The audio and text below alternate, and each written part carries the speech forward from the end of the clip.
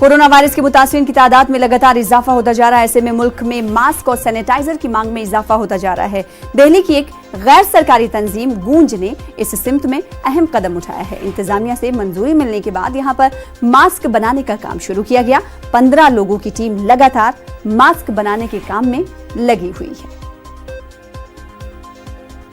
हम लोग तो जब शुरुआत किए थे मतलब कुछ हफ्ते पहले ही, तो उसमें 400-500 मास्क बनना शुरू हुआ, लेकिन इस वक्त तो हम लोग 1200 मास्क बना पा रहे हैं।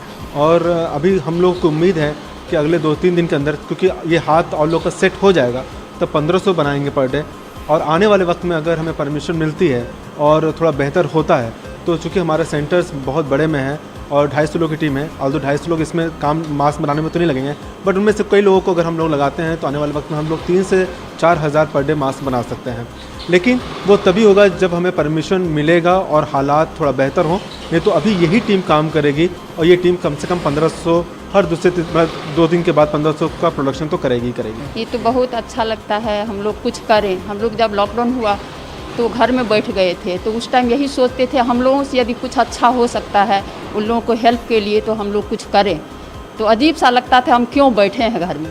ये 70-80 मास्क बन जाते हैं। इससे ये होता है जो दूसरे को पास जाने से उसको स्वस्थ रहेंगे। अभी ये महामारी बीमारी लेके मास्क की मार्केट में बहुत मांग हो गया है, तो इसीलिए इसकी मारामारी है, तो हम लोग इस पर मेहनत कर रहे हैं।